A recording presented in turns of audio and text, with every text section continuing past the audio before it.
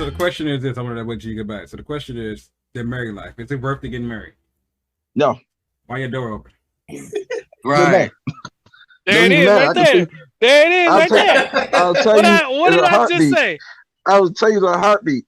Here's the answer to the question. Your door open, though, nigga. Hold on, your door open. Hold that motherfucker, nigga. Close your door, homie.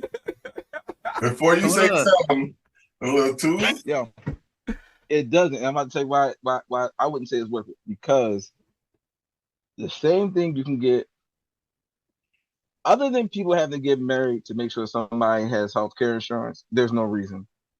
There is no reason to get married. Because anything that you can do married, you can do without having a ring on your finger. Hands down. Marriage is just a you contract. love somebody, you love them. You ain't gonna change. You can do everything. You can do everything outside of a marriage that you can in a marriage. It's you just signing a contract. Basically, to me, I see marriage as a meal ticket to somebody. Nah, I wouldn't go that far. I would say people pick bad partners. People pick bad partners, and that's the reality. The reality is people don't want to take ownership on that shit. You don't pick a person. Well, you think most people don't. Let me say it to you. People don't pick people that has their best interest at heart for the most part. They pick people because they got their best interest at heart. Like, I want to do it because you're a bad chick, or you do it because I want to get financial. Like, that's why they're picking it. But you gotta find somebody who's just like, yo, I'm in it the way you're in it. We're gonna be in it at 100% to do what we're gonna do. And at the end of the day, you got my back. Because at the end of the day, that's all you want. Somebody who have your back. That's all I've been wanting. If you got my back, you got my loyalty. And if you got my loyalty, you got me. I don't want no yes woman. Challenge whatever I fucking do. See, you said yes all fucking day. But you see, that's the thing. I wouldn't. If I could go back in time, I would tell you. If she tell you herself, marriage has made things way more complicated than it needed to be. But it also forces you to make. It really was there to force people to stay together. If you decide to make that decision, you gotta be forced to stay there. Like, you gotta be there, because if you don't, it's a bad contract. Because if you leave as a man, men don't leave marriages. Women do. And they take half your stuff. Yep. That's the problem.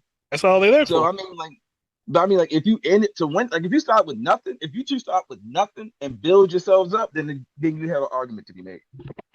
But if I come to here, Ari up here, and you right here, and that's usually most of the time. Have you never seen an interview where they be interviewing these random chicks on the side of the street? They be asking them, how much money you got in your bank account? 20 cents? 20 cents? Are you at the beach partying? How the fuck you at the beach partying with 20 cents? But here's the thing. That's true. What about the people that's laying down next to them and just using unprotected sex? I'm not against that. If you're going to sit back and say, hey, she bad, I'm going to beat it up, fine. Don't have unprotected sex. And keep moving. But it goes back to, was there prenups? I mean, if you have a prenup, it wouldn't shit. Broke people don't sign prenups. You can look, if they don't sign a prenup, you cannot get married to them. As simple as that. If that's the case, hey, broke people don't sign prenup. It's not happening. You see what what's the nigga name? Stacks off the Up the Smoke podcast. You ever heard the story about him and his fiance? Nah, I don't watch other people's podcasts. Say again? I don't really watch other people's podcasts. Maybe I should start watching it, but I don't want. Only person I do watch is fucking like, only because of the people we had is the Math podcast, because he be having some interesting people on that shit, and I'd be like cannabis and all that shit. But as far as you don't watch Joe Budden? Shit, I don't fuck with Joe Budden. Fuck Joe Budden, man. No, but the podcast I'm talking about, I was watching that during the pandemic. It was like Stacks. Y'all smoke the joint. They talk about football. I mean, not football, basketball. They be having everybody on there. Like, I didn't watch YouTube during the pandemic because I was still working. Even if I wasn't, I was playing a video game. Like, that would have been a perfect time to actually start a YouTube channel. But I was just doing some much shit, and I was still in the midst of getting promoted and all that shit. But I didn't have time to do watch anybody anything. Well, let me sum up real quick. He had a fiance. They was banging with each other heavy. Before they get married, they agreed that she was going to sign the prenup. Everybody's there at the wedding. They getting dressed. He's in his joint getting ready. She's in the dressing room, and the preacher comes in, knocks on the door for Stacks, and says, "Hey, yo, can I talk to you?" your girl, wife to be is over there hyperventilating. She really wants to get married to you and everything, but she really doesn't feel like you're gonna be in all the way if you got a prenup. So maybe you shouldn't do the prenup. And even the preacher was like, "Well, God says you should have faith in your spouse, and if you're gonna go at it 100%, you should go at it 100%." And he was like, the whole time, he was like, "I'm not marrying you unless I get the prenup. I've been married before. People have gotten paid off me before. I'm not doing that again. So if you really marry me and you love me, go with the prenup." Old girl waits to the 11th hour and still says, "I don't want to do the prenup." And she figures since she's in the dress, they at the altar, they about to get married. He just gonna say, "Go ahead, let's do it." My man Stacks was like, he gave her the 2 fingers, "I'm out," and just left her there. Went downstairs, they had a party. Instead of getting married, he had a party, ended up smashing one of the bridesmaids. Yikes! Sounded like that was gonna happen anyway, because the bridesmaids already had an eye on him. But so you're saying the problem isn't the marriage. The problem is the system that's involved with the marriage. That's a I'll fact. tell you this much. Let me tell you this much. I guarantee, if you sit up there and tell women right now, if you have an abortion, if you give women free rights and say, "Hey, y'all can choose what you want to do," fine, that's fair. But if you tell a chick, "All right, if you choose to have this kid and the father doesn't want to pay for it, the kid's gonna be your own responsibility and that's it." Watch how many people just stop having kids. Watch how many women just like, "Yeah, I'm not having kids." Well, I think a lot of women still will have kids because most women, well, not most women, I don't want to shit on all these women, but a lot of women have kids for an emotional standpoint, and they need somebody that's going to always be there. But what generation you talking about? Hmm? What generation you talking about? You talking about our generation? That actually matters. I'm talking about my generation. That was a good point. You're right. The generation does matter because this latest generation, they right. Hell no. They are money hungry. So you have to watch. That's all they see. But it's like my personal opinion about this marriage shit and all that other shit is, I don't believe in it. I'm not saying I don't believe in God. Everybody know I believe in God and all that stuff. But I don't believe in a marriage because of the system. Why, if you go out and you fuck up, I gotta suffer for it? Why does she get to get the house and all that shit? Some shit that we work together. Like it should be like, all right, we work together to get this shit, bitch. We roommates now. That's it. Go in your room, not go in my room. Do you want to know why?